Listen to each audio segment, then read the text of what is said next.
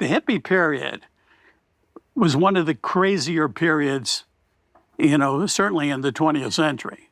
I mean, it was completely nuts. Because? You know, I mean, because of the rise of marijuana and all of those particular things. I mean, I'll just give you like an idea how nutty the time was. I was rooming with this one guy named, rooming with someone, you know, sleeping bags and whatever, and it was when it was cheap in L.A. And I came in one day and Leo was lying on the couch and he's moaning, "Oh, man, I'm really fucked up."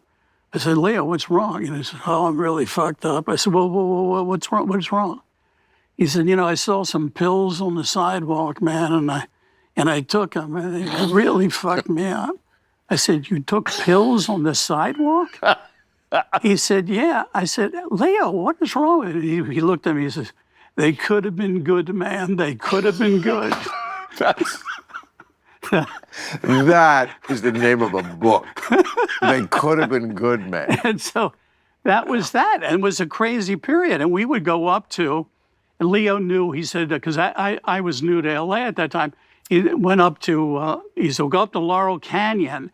And he said, "You know, there's a lot of stuff going on up there." And I said, "Well, where do we go?" He said, "We just listen for the music, man, and then you just wander in." And then we were walking, and then he, like a hound dog, like that direction there. He was always stoned. And we went in there, and there People was like that, huh? The worst.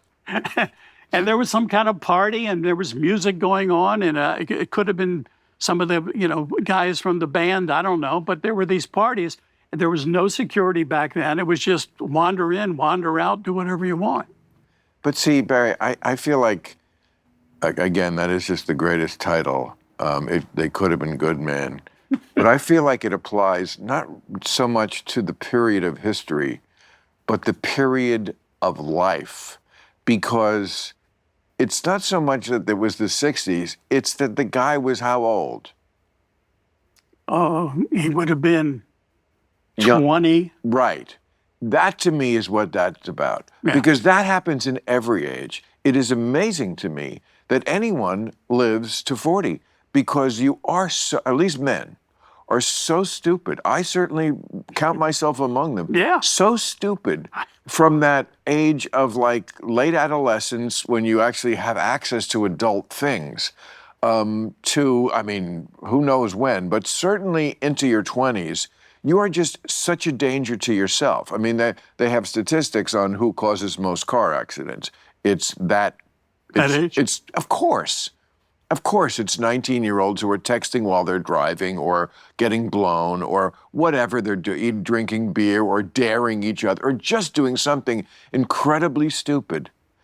You know, they could have been good, man. That mentality, I did things like that. I did. I can't like stand back from that and like completely go, oh, this guy taking pills off the sidewalk. I didn't quite do that. Not that far, because you're just so fucking dumb. No. It's there's a period of it's interesting. There's a reckless period. Yes. And it's also the beginning of a creative period. They often go together. You know? They go. They do. Yeah. And then you see it, and then some can't handle it and crash, and the others take off because they suddenly really connected to something. All of a sudden, things that they were struggling with made sense. And then, you know. Yeah, I mean, a lot of times genius, you know, just can't be channeled. I mean, you know, Kanye's been here. It's just like no one denies the artist, that, you know, in there. Right. And then it just goes off to crazy places. He's hardly the only one. And then some people, you know, they're very, you know, you seem very controlled. You seem like I don't feel like there's a lot of stories in your life where you did something stupid or crazy. You seem like a mature. Were you married young? No. No? No, married late. Late, when? In my 30s. 30s? Yeah. Well, I'm going to be 70. So I'm a little behind. You got a little. You got time. You think 30s is late to get married? Wow. I guess it is for on average. Almost everybody that I knew, from back in Baltimore, they were all married. What is it with Baltimore, man? It produces a lot of people, like John Waters, and who else is from Baltimore? Edgar Allan Poe and Edgar Allan Poe and somebody else. And there were, Brooks Robinson. There were, it's a neighborhood town. I know it well because it was like one of the stops on the tour when you were a young comic. If you lived in New York. Oh yeah. You played Baltimore like 3 times a year. Did you? Of course, I played the Charm City Comedy Club. Do you remember that? Yeah. You do? Yeah.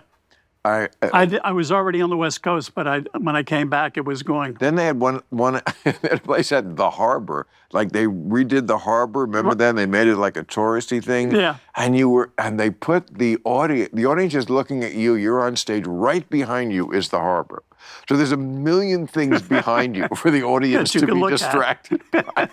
Murders, yachting, just fish, seagulls. Every fucking thing is going on behind you where you're trying to win a crowd as a young, not great comic. I love it. I love it that I had that experience. No, that I had that pain, but and then I'm over it. I'll tell you one experience that astounded me. And my father had an appliance store, and he also had like a little record section. Of course he did. And I hated having to sell anything to anybody. You know what I mean? And my father could talk to a customer about a refrigerator like for 25 minutes, and I'm going, what can you say for 25 minutes? So it's a refrigerator, But he was really good at that. What a sale is. And I would hang around in the record department. And one day I'm flipping through it, and I see this guy, in a graveyard, with a blanket, like he's having a picnic, and it said Lenny Bruce.